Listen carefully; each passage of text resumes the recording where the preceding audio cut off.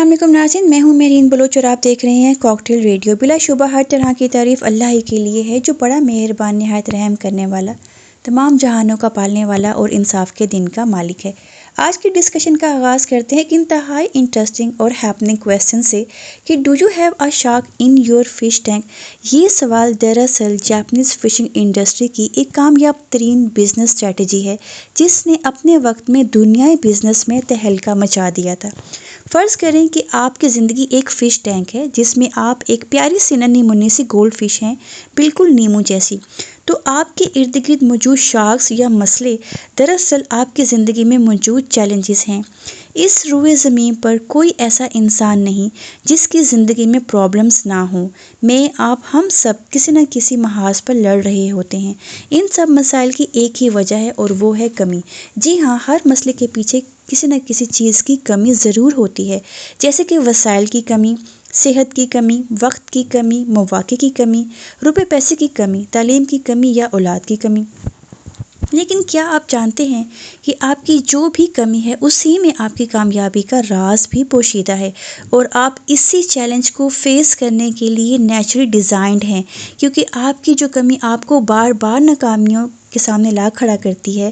جب آپ اس ایک کمی کو ایڈریس کر کے محنت کرتے ہیں تو آپ کئی ناکامیوں کو ایک ساتھ کامیابیوں میں بدل دیتے ہیں۔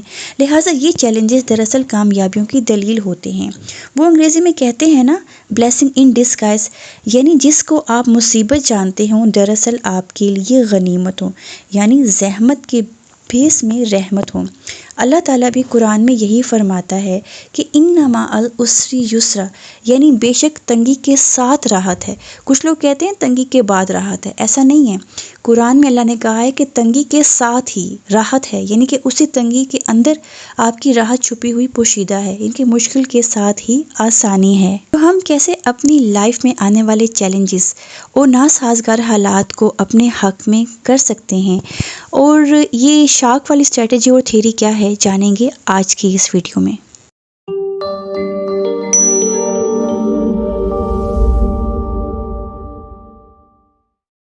تو واقعہ کچھ یوں ہے کہ جاپانیوں کی سب سے مرغوب غذا ہوتی ہے تازہ مچھلی۔ ساحلی علاقوں پر جب مچھلی کم ہو گئی تو ماہی گیروں کو سمندر میں میلوں دور جا کر مچھلی کا شکار کرنا پڑا۔ اس عمل میں کئی دن لگ جاتے جس سے مچھلی کا تازہ پن ختم ہو جاتا اور لوگ وہ باسی مچھلی نہ خریدتے۔ بڑی بڑی کمپنیز نے بحری جہازوں پر فریزرز انسٹال کر کے مچھلی لانے کا انتظام کیا، لیکن اب کی بار بھی جاپانیوں کو مچھلی پسند نہ آئی۔ تو پلان ہوا ساحل تک زندہ مچھلی لانے کا۔ اب فریزرز کی جگہ پر بہت بڑے بڑے فش ٹینکس میں مچھلی کو لایا جانے لگا بھر بھر کر، لیکن حیرت انگیز طور پر یہ زندہ مچھلی بھی کوئی ذائقے میں اچھی نہ نکلی۔ اب تو کمپنی سر جوڑ کر بیٹھی اور ایک کارآمد حل آخر نکال ہی لیا، اور وہ یہ کہ بڑے بڑے ٹینکس میں مچھلیوں کے ساتھ ایک ایک شارک کو بھی ڈال دیا گیا۔ چند مچھلیاں تو ظاہر ہے شارک نے کھا لیں، لیکن زیادہ تر مچھلیاں جو ساحل تک زندہ سلامت بچ گئیں، ان کا ذائقہ جاپانیوں کو بے حد لذیذ لگا۔ یہی وہ تھیوری ہے جس کا ذکر شروع میں ہوا ہے کہ شارک کی موجودگی میں مچھلیاں اپنے سروائیول کے لیے یہاں وہاں دوڑتی بھاگتی رہیں، ایکٹیو رہیں، سرگرم رہیں، جس کی وجہ سے ان کا ذائقہ اچھا ہو گیا تھا۔ اور ویسے بھی وہ کہتے ہیں نا، survival is only for the fittest. تو جو فٹسٹ مچھلیاں تھیں، یعنی کہ صحت مند مچھلیاں تھیں، وہ بچ گئی تھیں۔ یہ تھی جاپانی فشنگ انڈسٹری کی کہانی۔ ویڈیو میں آگے بڑھنے سے پہلے اب آپ نے کمنٹ سیکشن میں اپنی زندگی کی شارک کو مینشن کرنا ہے۔ تو جناب، بحیثیت مسلمان ہم جانتے ہیں کہ کسی انسان پر اس کی برداشت سے زیادہ بوجھ نہیں ڈالا جاتا۔ اللہ کسی کو اس کی طاقت سے زیادہ نہیں آزماتا، یعنی ہر انسان کو اللہ نے مختلف کیپیسٹی کے ساتھ پیدا فرمایا ہے، اور جو زندگی اس کو دی گئی اس کے چیلنجز اس کی کیپیسٹی کے مطابق ہوتے ہیں۔ مثال کے طور پر آپ ایک انجینئر سے ہارٹ سرجری کرانے کا کبھی نہیں کہیں گے، اس کے لیے ایک کارڈک سرجن ہی ہونا چاہیے جس کی اس میں مہارت ہو، جس کی یہ کیپیسٹی ہوتی ہے۔ کسی پرائمری کے بچے کو آپ الجبرا یا انجینئرنگ کے کویسچن نہیں دیں گے کہ وہ سولو کرے، کیونکہ وہ اس کی کیپیسٹی نہیں ہوتی۔ اسی طرح سے ایک بحری جہاز کو اس کی موجودہ ساخت کے ساتھ ہوا میں نہیں اڑایا جا سکتا ہے۔ اسی طرح ہر مشین، ہر گیجٹ کا اپنا کام ہے، اپنی کیپیسٹی ہے اور اپنا پوٹینشل ہوتا ہے۔ جب اللہ کا بنایا ہوا انسان ایک مشین کا کام دوسری مشین پر نہیں ڈالتا، تو اللہ جو تمام مخلوقات کا خالق ہے کیسے ایک انسان کو اس سچویشن میں ڈال دے گا جس سے نمٹنے کی صلاحیت اس میں نہ ہو۔ ہم میں سے اکثر پریشان اور ناکام اس لیے ہوتے ہیں کہ ہم اپنی کمیوں اور کوتاہیوں کو ایڈریس کر کے ایکنالج نہیں کرتے، بلکہ اس کے بجائے ہم ان کو ڈیفینڈ کرتے ہوئے ہمیشہ اپنے کمفرٹ زون میں ہی رہنا پسند کرتے ہیں۔ اپنی لائبلٹیز اور رسپانسبلٹیز خود لینے کے بجائے ناکامیوں کی ساری ذمہ داری حالات پر، دوسروں پر یا قسمت پر ڈال دیتے ہیں۔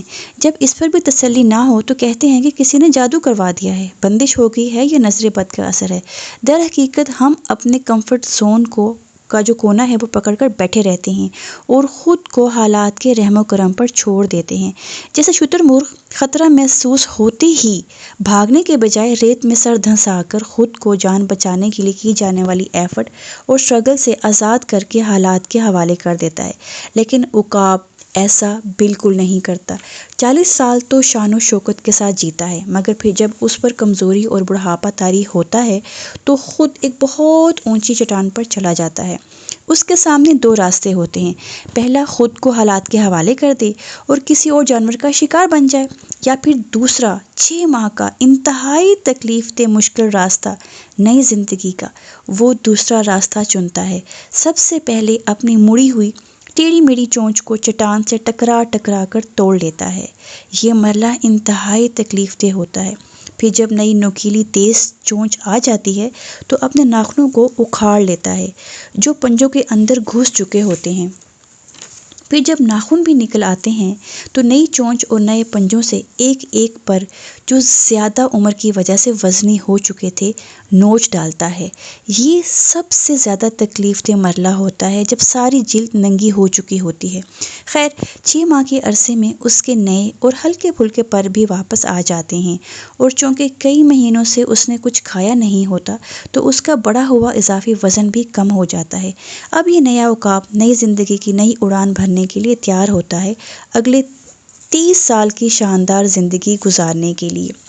کمفرٹ زون میں نہ صرف ہم آلسی بن جاتے ہیں بلکہ دوسروں پر انحصار بھی کرنا شروع کر دیتے ہیں، اور ہم زندگی میں نیا کام کرنے سے، نیا تجربہ کرنے سے، کچھ نیا کرنے سے، سیکھنے سے، رسک لینے سے کتراتے رہتے ہیں۔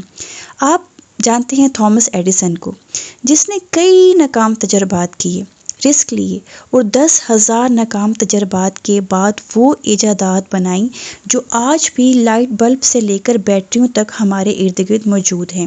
اس نے کہا کہ میں 10,000 بار ناکام نہیں ہوا، بلکہ میں نے یہ جانا کہ یہ 10,000 طریقے کارگر نہیں ہیں، تو لہٰذا میں یہ 10,000 طریقے استعمال نہیں کروں گا بلکہ کچھ نیا ٹرائی کروں گا۔ اسی طرح ہمارے سامنے مثال ہے جے کے رولنگ کی، جو کہ ہیری پوٹرز کی مصنفہ ہیں، جس کے ناول کے اسکرپٹ کو 12 مختلف پبلشرز نے بری طرح بار بار ریجیکٹ کیا، لیکن اس نے ہمت نہیں ہاری اور خود کو ایک شہرۂ آفاق شہکار کی مصنفہ ثابت کیا اور $بلین بزنس کی مالک بھی بنی۔ اسی طرح سے لیونارڈو ڈی وینچی، جو کہ خود کئی ذہنی کمیوں کا شکار تھے، لیکن مونا لیسا جیسی ماسٹر پیس پینٹنگ بنا کر عالمی شہرت حاصل کر لی۔ دراصل آپ جتنی دفعہ ناکام ہوتے ہیں کامیابی کے اور قریب ہو جاتے ہیں۔ آپ کی ناکامیاں ڈٹرمن کرتی ہیں کہ آپ زندگی میں کس طرح سے کامیاب ہوں گے، یعنی کہ 5، 10 یا کئی زینے ہوتے ہیں جو ہماری کامیابی اور ناکامیوں کے درمیان ہو سکتے ہیں، لیکن آخر پر کامیابی ہی ہوتی ہے۔ اور یاد رکھیے کہ کمفرٹ زون میں کبھی کوئی گروتھ نہیں ہوتی۔ اپنے چیلنجز کو سامنے سے فیس کریں، اپنا مائنڈ سیٹ بدلیں، اپنی کمپنی بدلیں۔ آپ کے قریبی ترین 5 لوگ انتہائی اہم ہیں، وہ پروگریسو سوچ والے ہونے چاہیے۔ کسی عظیم انسان کا قول ہے کہ مجھے اپنے دوست دکھاؤ، میں تمہیں تمہارا مستقبل دکھاؤں گا۔ یعنی ہم وہی ہوتے ہیں جو ہماری صحبت ہوتی ہے، جن لوگوں میں ہم اٹھتے بیٹھتے ہیں۔ اسی لیے تو کہتے ہیں کہ a man is known by the company he keeps. لہٰذا اچھی صحبت اپنائیے، عقاب کی طرح اپنے تکلیف دہ ماضی کے پروں کو، بری عادتوں کے پنجوں کو اور دقیانوسی خیالات کی چونچ کو توڑ کر خود کو آزاد کرا لیں، ایک کامیاب اور شاندار زندگی کے لیے۔ چیلنجز کو قبول کریں، خود کو تیار کریں، محنت کریں، بار بار کوشش کریں، اور سب سے ضروری یہ ہے کہ پختہ یقین رکھیں کہ جو آپ کے حالات ہیں چاہے جس بھی وجہ سے ہیں آپ ہی ان کا مقابلہ کرنے کی صلاحیت رکھتے ہیں، باہر سے کوئی دوسرا آ کر آپ کو ان حالات میں سے نہیں نکالے گا۔